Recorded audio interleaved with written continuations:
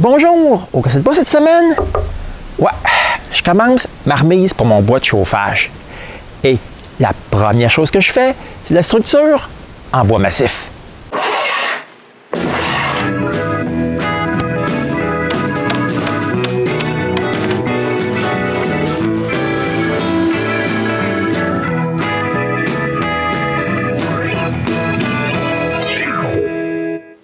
Si vous avez regardé mon épisode sur comment j'ai fait cette pile de planches, maintenant vous êtes prêts à voir ce que je vais en faire. Je veux construire une nouvelle remise pour entreposer mon bois de chauffage avant qu'il pourrisse sur place. La première chose à faire, c'est de tout enlever cette pile de bois de là.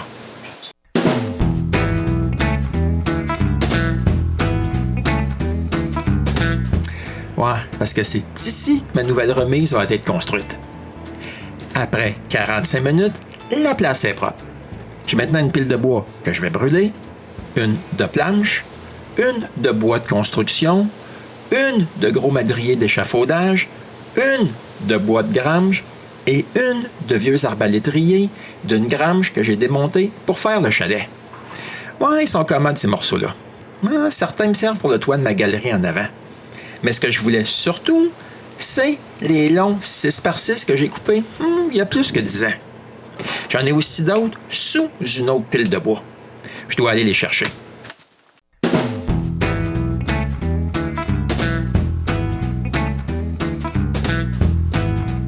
J'en profite aussi pour tout nettoyer le bois qui est là.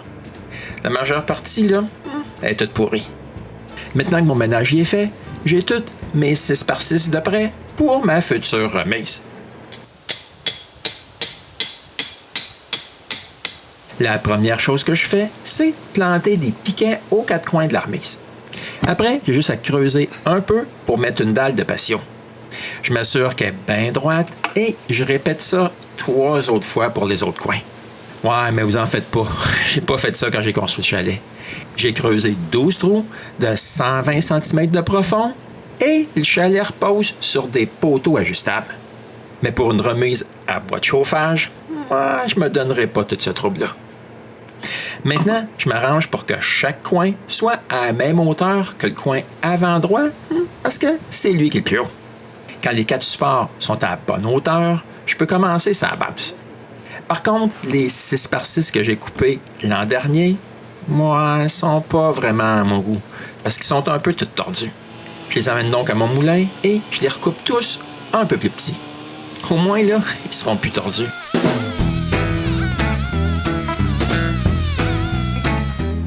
Bon, j'aime mieux ça. Maintenant, je dois couper les bouts droits.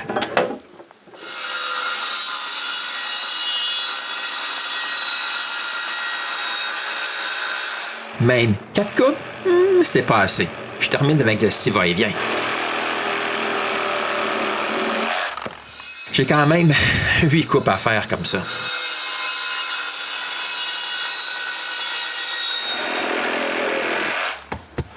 Quand toutes les coupes sont faites, je dois faire des assemblages à mi-bois à chaque bout.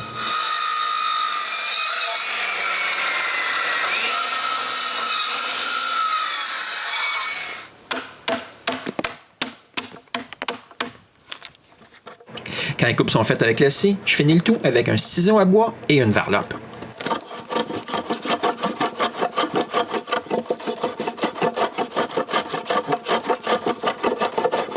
Et éventuellement, j'en ai un de fait.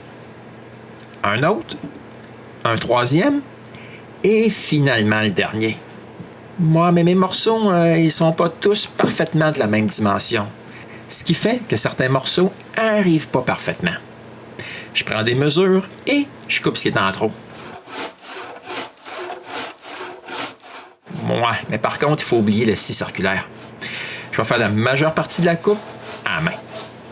Quand j'ai quelque chose que le scie va-et-vient peut suivre, je l'utilise pour finir la coupe.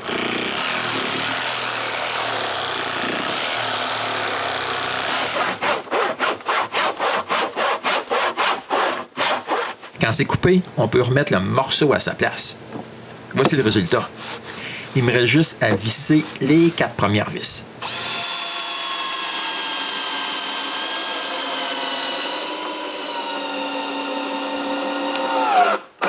44 et un quart. Après avoir vérifié que tout est bel et bien d'équerre, je visse les 4 autres.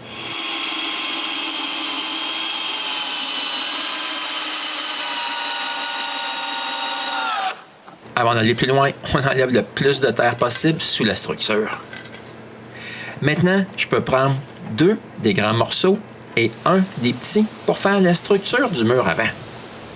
Moi, mais tout comme pour la base, je recoupe tous les morceaux carrés et j'enlève le vrillage des poutres. Quand j'ai terminé, je m'aperçois que tous mes longs morceaux avaient été entreposés sur un morceau transversal qui a pourri, puis il a endommagé tous mes morceaux. Ouais, j'ai un peu enlevé du cotis avec le scie va-et-vient. Je vais maintenant m'assurer qu'il reste vraiment plus de cotis sur mon bois.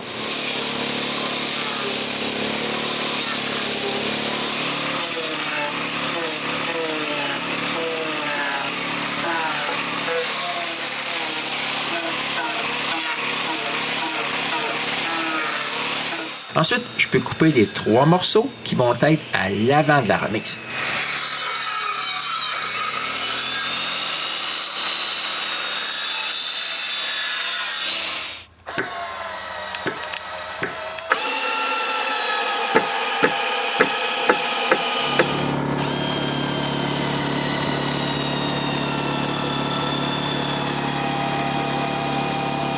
Après avoir vissé le dessus en place, je peux couper les 2 bras de force.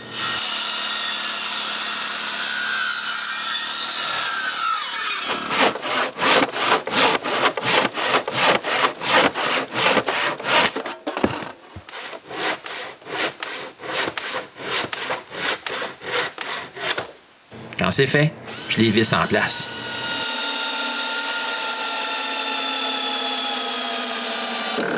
Le premier, il est assez facile. Ouais, mais pour le deuxième, je dois mettre une partie de la poutre droite parce que le bras de force arrive directement à l'endroit où c'était cotis. Après tout ça, tout va bien.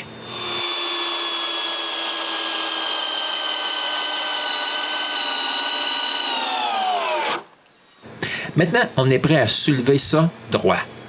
La première chose que je fais, c'est de visser 2 bouts de bois qui vont empêcher la structure avant de tomber en bas de la base. Et là, on peut lever ça. Ouais, c'est pas vraiment léger, mais avec la corde bleue que vous voyez, qui fait le tour d'un arbre, la job se fait pas mal plus facilement.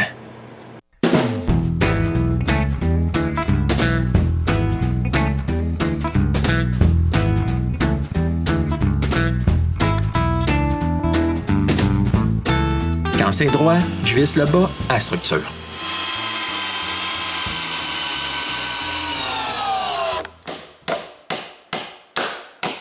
On met des bouts de bois temporaires pour retenir tout ça en place pendant qu'on travaille sa partie arrière.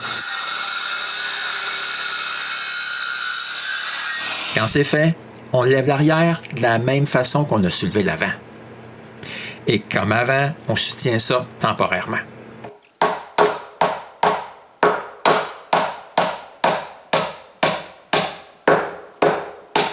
Maintenant, il faut faire des arbres à l'étrier. Pour ceux-là, l'avant doit être coupé à 14 degrés.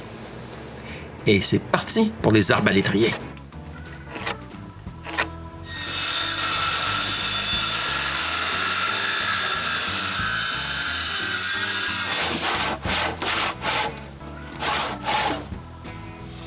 Mais pour eux, je dois aussi leur faire 2 entailles qui vont reposer sur le haut des structures qu'on a érigées.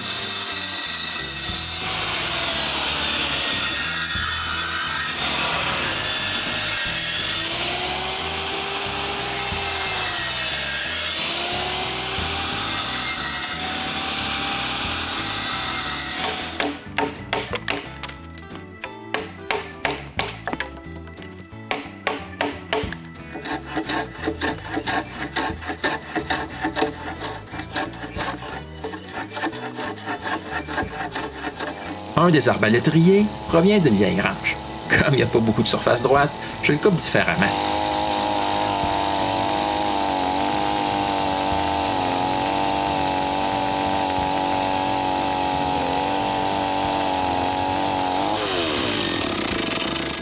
Maintenant, tout ce qui reste à faire, c'est de les monter en place. En voilà un. Et un autre. Ouais, on a gardé le plus lourd pour la fin. Maintenant qu'ils sont tous sur le haut de nos structures, j'ai juste à les visser en place.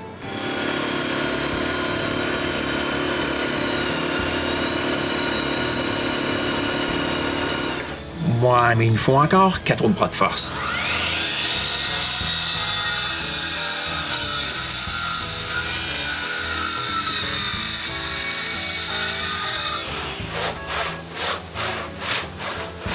En fait, c'est pas mal semblable aux autres que j'ai déjà fait. Mais à cause de l'angle du toit, les deux côtés, ils n'ont pas la même angle de coupe. Mais à part ça, ça s'installe assez facilement.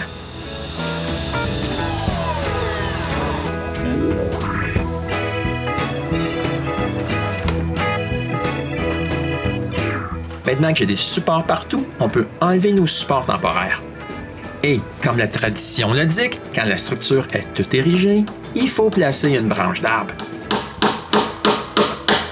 Et si vous voulez voir la remise complètement terminée, vous serez forcé de revenir me revoir au casse de bois.